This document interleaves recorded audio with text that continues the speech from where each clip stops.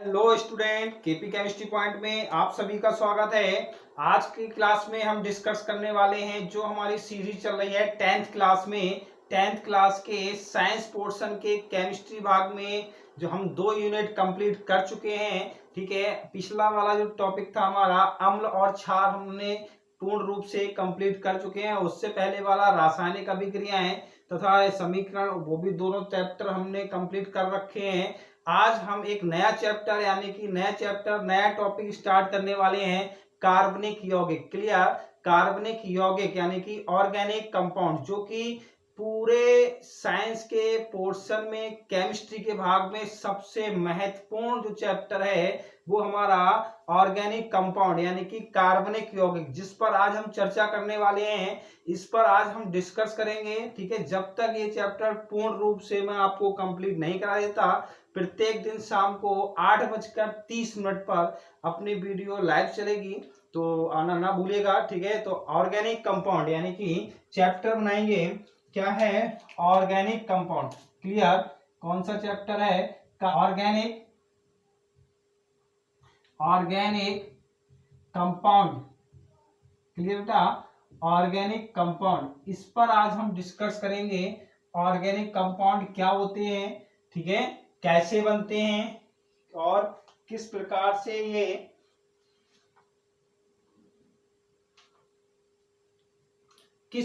से ये chemical bond का निर्माण करते हैं। ठीक है, कार्बनिक यौगिक पर आज हम चर्चा करेंगे। इससे पहले आप ये जानेंगे इसमें हमें कार्बनिक यौगिक में पढ़ना क्या होगा, ये चीज समझ लीजिए भाई।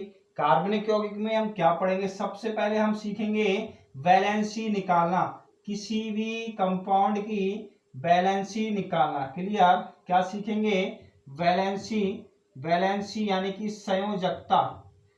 क्या पढ़ने वाले हैं, संयोजकता। क्लियर, संयोजकता। ठीक है, नेक्स्ट है हम संयोजकता के बाद क्या पढ़ेंगे, यानी कि कोऑर्डिनेट बॉन्ड, कोवैलेंट बॉन्ड पढ़ेंगे। क्या पढ़ेंगे,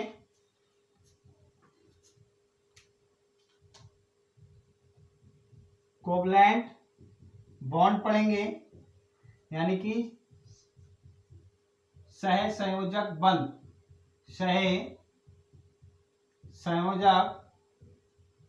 बंध पढ़ेंगे। फिर सहसंयोजक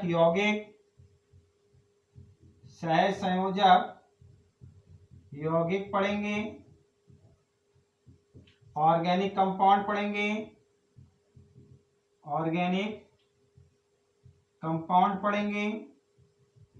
IUPAC पढ़ेंगे, IUPAC नेम पढ़ेंगे। और जैसे कि मेथेन, एथेन,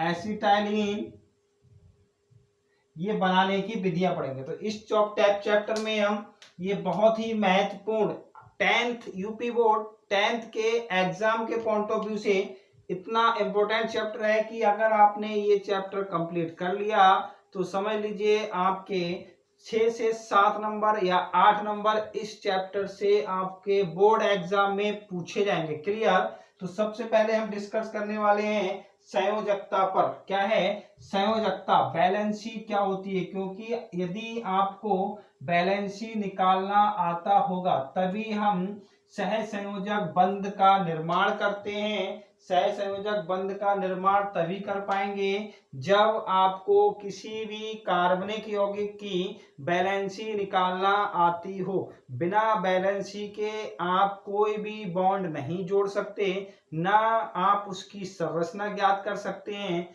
तो सबसे पहले आपको हेडिंग बनाना होगा, क्या बनाना होगा बेटा, संयोजकता। क्या है, संयोजकता किसे कहते हैं, यानी कि वैलेंसी संयोजकता, वैलेंसी। ठीक है, नाम से स्पष्ट है, वैलेंसी यानी कि संयोजकता, संयोग होने की क्षमता।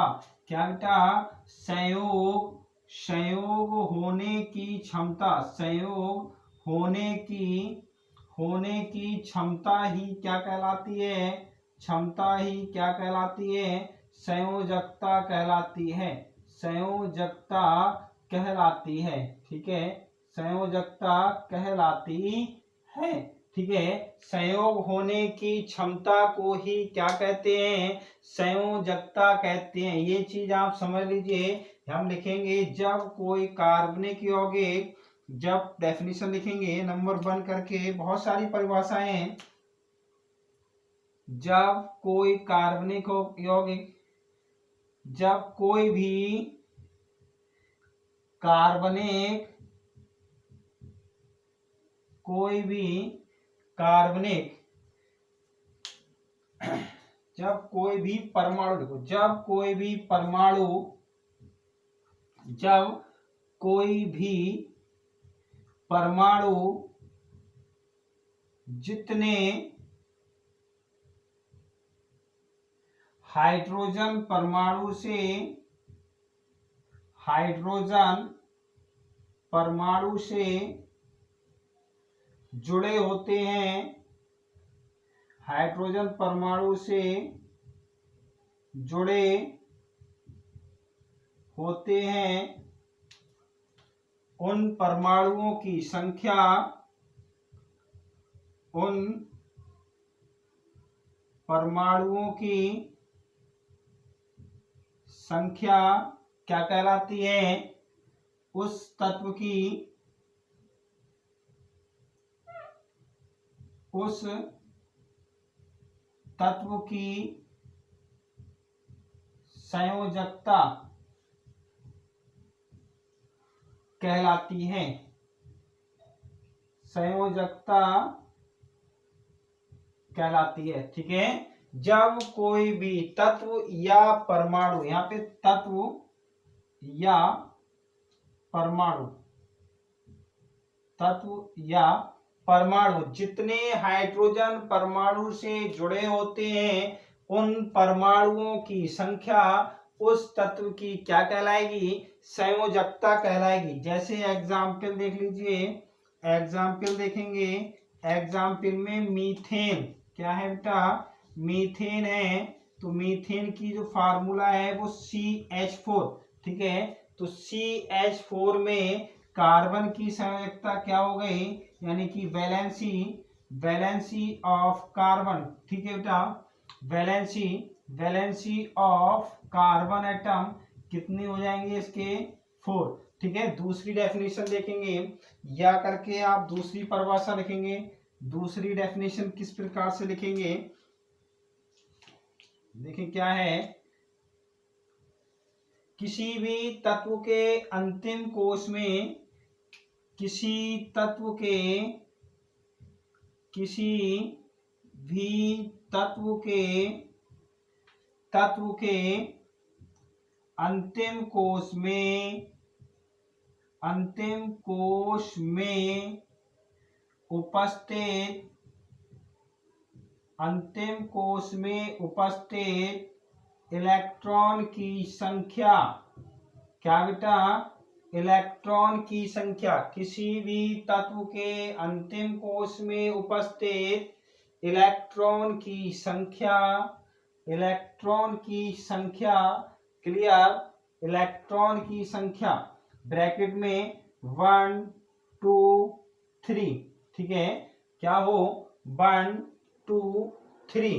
ठीक बेटा, तब 1 2 3 हो, तब उस तत्व की संयोजकता, उस तत्व की संयोजकता, संयोजकता 1 2 3 ही होगी। ठीक है, ही होगी। यदि 4 5 4 5 6 7 या 8 इलेक्ट्रॉन हो, तब 4 5 6 7 8 इलेक्ट्रॉन हो तब उसकी संयोजकता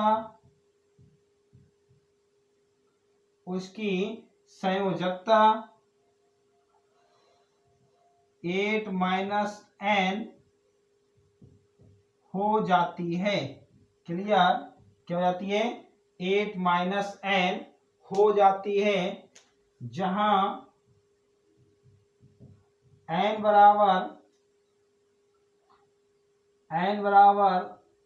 4 5 6 7 8 इलेक्ट्रॉन। ठीक है, ये कुछ भी हो सकते हैं। n बराबर 4 हो, 5 हो, 6 हो या फिर 7 हो। डेफिनेशन फिर से देखेंगे क्या है। किसी भी तत्व के अंतिम कोश में उपस्थित इलेक्ट्रॉन की संख्या 1 हो, 2 हो या 3 हो, तब उसकी संयोजकता 1, 2, 3 ही रहती है। यदि 3 से अधिक हो यानी कि 4 5 6 7 8 इलेक्ट्रॉन है, तब उसकी संयोजकता बेटा क्या हो जाएगी? 8 n हो जाती है, जहां पर n क्या है? अंतिम कोश में उपस्थित इलेक्ट्रॉन कौन कौन से?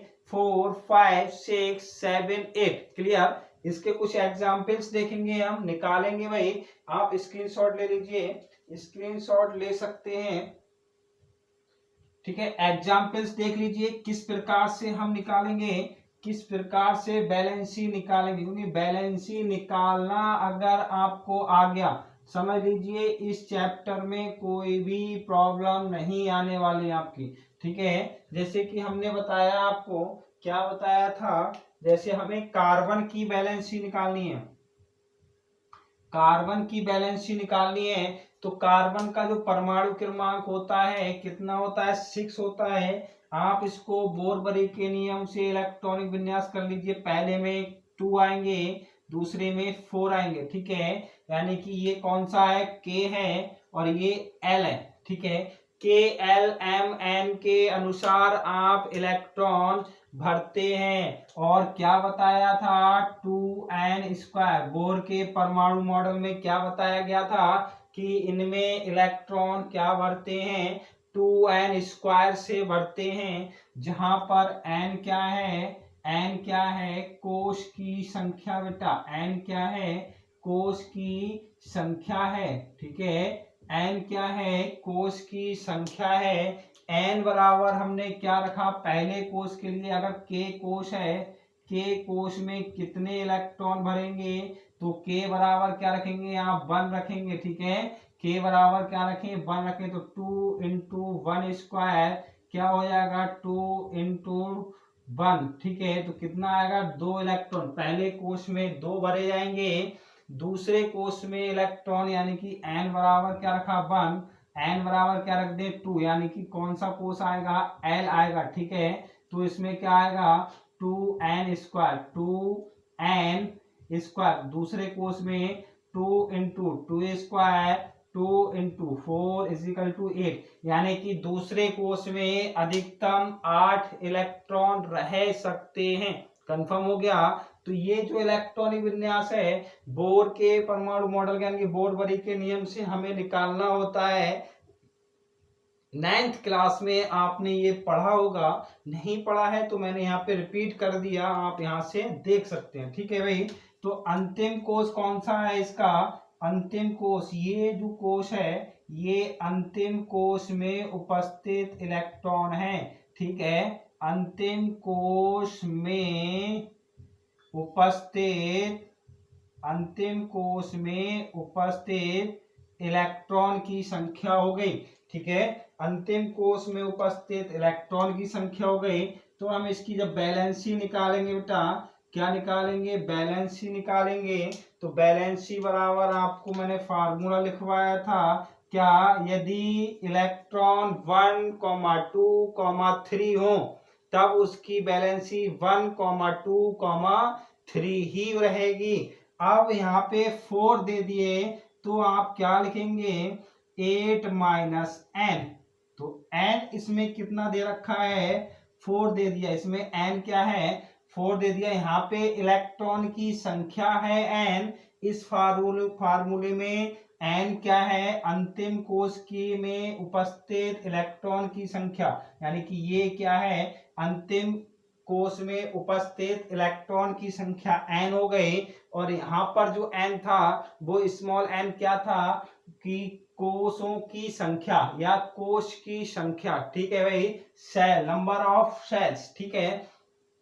जब हमने यहाँ पे 4 लगाया तो बैलेंसी बराबर क्या निकल के आया, बताइए, था 8 माइनस 4, यानी कि 4। कार्बन की बैलेंसी क्या होगी, हमने आपको एक अभी दिखाई थी फर्स्ट डेफिनेशन के अनुसार कि कार्बन कितने हाइड्रोजन बॉन्ड से जुड़ सकता है, कितने हाइड्रोजन परमाणु से जुड़ सकता है, 4 हाइड्रोजन परमाणुओं को जोड़ने की क्षमता रखता है एक कार्बन। सबसे पहला पॉइंट हमने आपको यही लिखाया था कि संयोग होने की क्षमता को ही क्या कहते हैं, बैलेंसी कहते हैं। तो उसमें मैंने आपको फर्स्ट डेफिनेशन लिखाई थी, जब कोई भी परमाणु जितने हाइड्रोजन परमाणुओं के साथ जुड़ता है उन परमाणुओं की संख्या उसकी संयोजकता कहलाती है। लेकिन कंडीशन है कि कंडीशन वहां पे डबल बॉन्ड ना हो, सभी सिंगल बॉन्ड से जुड़े हों। कभी आप सोचें कि डबल बॉन्ड से जुड़ जाएं तो वहां पे आप बॉन्डों की संख्या भी काउंट करेंगे, अभी मैं एग्जांपल बताने वाला हूं। दूसरी डेफिनेशन मैंने बताई कि यदि किसी तत्व के अंतिम कोश में 1 2 3 इलेक्ट्रॉन है तब उसकी संयोजकता 1, 2, 3 ही रहेगी। यदि इन 3 से इलेक्ट्रॉन अधिक हैं, 4, 5, 6, 7, 8 हो, तब उसकी संयोजकता क्या हो जाएगी, 8 माइनस n हो जाती है, जहां n क्या है, अंतिम कोश में उपस्थित इलेक्ट्रॉन की संख्या। कार्बन को हमने, कार्बन की बैलेंसी हमें निकालना है, कार्बन कितने हैं, 6 हैं, तो 2, 4, यानी कि इलेक्ट्रॉनिक विन्यास करा किसके नियम से, बोर-बरी के नियम से हमने इलेक्ट्रॉनिक विन्यास किया, ठीक है। इलेक्ट्रॉन कैसे भरते हैं, 2n स्क्वायर से भरते हैं, जहां पे n क्या है, कोश की संख्या है, ठीक है। तो यहाँ पे बैलेंसी कितनी आई, कार्बन की 4, यानी कि कार्बन परमाणु बेटा 4 बॉन्ड से घिरा होगा। कार्बन परमाणु क्या होगा, 4 बॉन्डों से घिरा होगा, या तो इस प्रकार से घिरा होगा, ठीक है, या फिर आप समझ लीजिए इस प्रकार से घिरा होगा, ठीक है। यहाँ पे ठीक 4 बॉन्ड से घिरा हुआ है, 4 से ज्यादा नहीं घिर सकता, ठीक है, या फिर इस टाइप से घिरा होगा बेटा, ठीक है। ये कंडीशन है बैलेंसी की, ठीक है। यहाँ देख लीजिए 4 बैलेंसी, भविष्य में आप ध्यान रखना, कार्बन एटम 4 बॉन्ड से घिरा हो, 4 बॉन्ड से घिरा होगा, क्यों, क्योंकि कार्बन की वैलेंसी 4 होती है।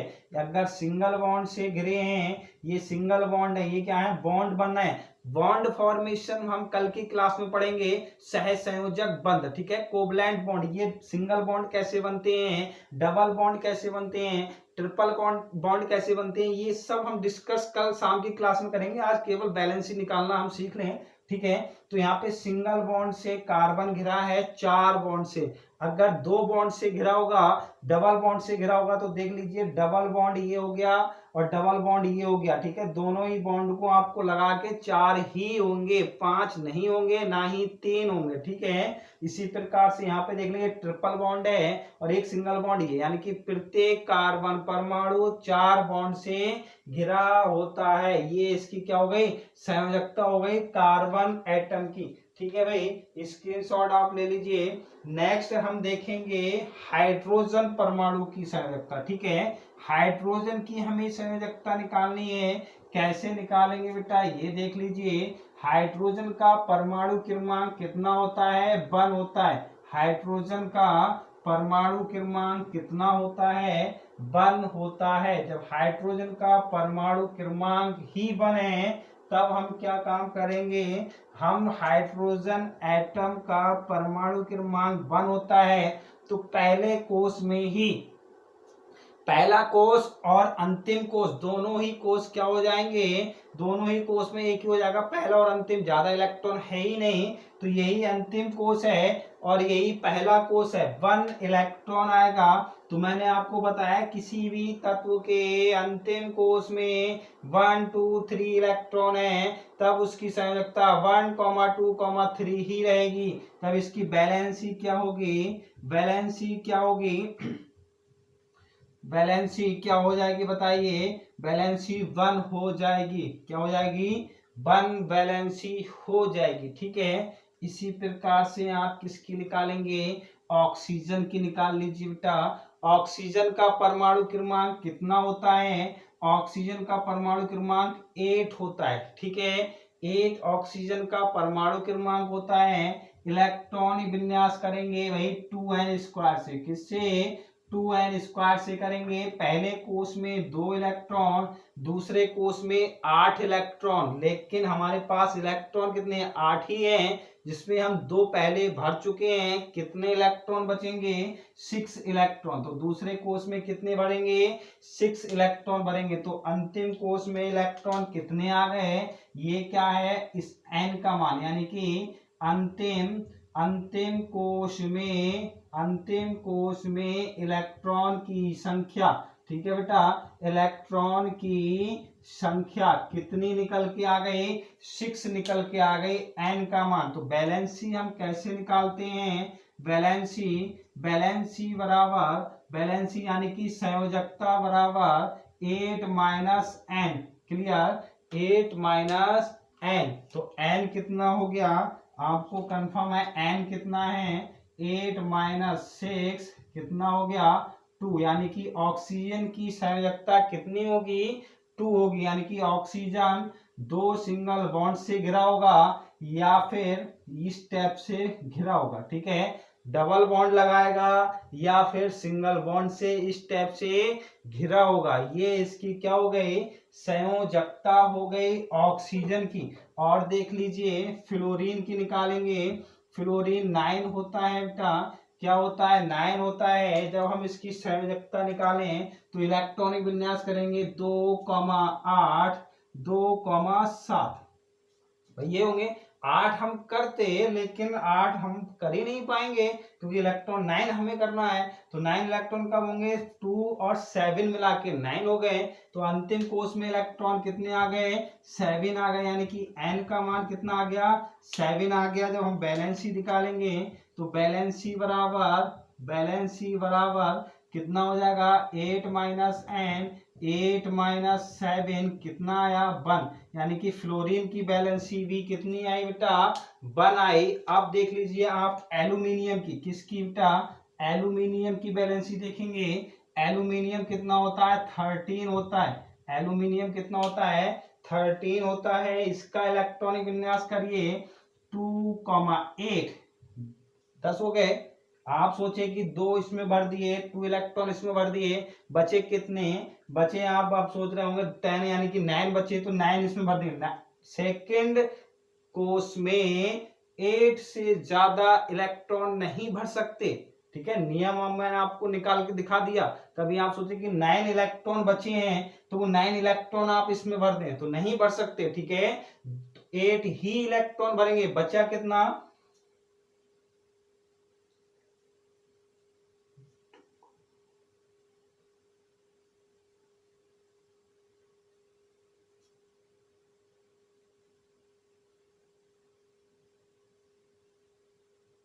नहीं बचे कितने, 9 नहीं कर सकते, 10 नहीं कर सकते, 11 नहीं कर सकते।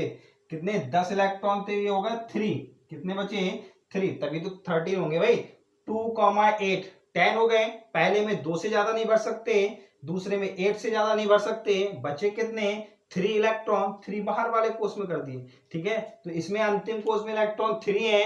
तो मैंने रूल्स आपको लिखवाया है कि जितने बॉन्ड, जितने हमारे अंतिम कोष में इलेक्ट्रॉन होते हैं वह क्या कहलाते हैं, उसकी संयोजकता कहलाती है 1, 2, 3 तक। 3 से ज्यादा होगा तो 8 से माइनस हो जाएगा वो। ठीक है, तो इसकी जो बैलेंसी निकल के आएगी, क्या आई बेटा, बैलेंसी निकल के कितनी आई, 3 निकल के आई। यानी कि एल्यूमिनियम 3 बॉन्ड से घिरा होगा, एल्यूमिनियम 3 बॉन्ड से घिरा होगा इस टाइप से। ठीक है, इस टाइप से घिरा होगा या फिर इस टाइप से घिरा होगा। ठीक है भाई, तो ये जो थी क्या थी भाई, बैलेंसी। ठीक है, हमने बैलेंस ही आपको निकालना बताई थी। परिभाषाएं और भी बहुत सारी हैं, बहुत सारी डेफिनेशन है बैलेंस ही निकालने की, बहुत सारी ट्रिक मिलेंगी आपको यूट्यूब पे, लेकिन इससे ज्यादा बेस्ट और इससे ज्यादा बढ़िया आपको नहीं मिलेगी, क्योंकि ये रूल्स सभी तत्वों पर लागू होता है। ठीक है, कुछ बैलेंस की डेफिनेशन ऐसी होती हैं जो 2-4 पे लागू हुए, लेकिन एक्सेप्शनल केसेस में लागू नहीं हो पाते हैं वो। ठीक समझ रहे हैं? आप डी ब्लॉक का तत्व उठा लीजिए, परिवर्ती संयोजकता प्रदर्शित करते हैं, उन पर लागू नहीं होंगे। ठीक, तो इसीलिए ये सबसे बेस्ट कॉन्सेप्ट है, आप स्क्रीनशॉट ले लीजिए। बैलेंस ही निकालना, आपको इससे बढ़िया ट्रिक नहीं मिलने वाली। ठीक है, मैं उम्मीद करता हूं आपको क्लास पसंद आई होगी। यदि वीडियो पसंद आई हो तो लाइक करें, शेयर करें और कमेंट बॉक्स में कमेंट लिख के अवश्य बताएं कि क्लास कैसी लगी। बाकी कल शाम हम डिस्कस करने वाले हैं सबसे महत्वपूर्ण टॉपिक कि सिंगल बॉन्ड कैसे बनता है, डबल बॉन्ड कैसे बनता है, ट्रिपल बॉन्ड कैसे बनता है, यानी कि सह संयोजक बंध, कोवैलेंट बॉन्ड पर हम डिस्कस करने वाले हैं कल शाम 8:30 बजे, 8:30 पर। ठीक है, साथ ही साथ टेलीग्राम चैनल आप अवश्य ज्वाइन करें, जिसमें मैं जितने भी नोट्स हैं इन सब की पीडीएफ फाइल्स टेलीग्राम पर शेयर करता हूं। तो जैसे ही आप टेलीग्राम चैनल पर पहुंचेंगे, आप वहां पे टेलीग्राम ऐप में सर्च करेंगे, सर्च बॉक्स में केपी केमिस्ट्री पॉइंट, अपना चैनल आ जाएगा, उसको आप ज्वाइन कर लीजिए। ठीक है, या फिर डिस्क्रिप्शन बॉक्स में मैंने इसका लिंक शेयर कर रखा है, आप उसके माध्यम से टेलीग्राम चैनल ज्वाइन कर सकते हैं। ठीक है, तो आज के लिए बस इतना ही। कल मिलते हैं शाम को 8:30 बजे। भाई खुश रहिए, मस्त रहिए, पढ़ते रहिए। बोर्ड एग्जाम नजदीक आने वाले हैं, टेंशन फ्री होके मेरे साथ केमिस्ट्री प्रिपरेशन कीजिए। Thank you.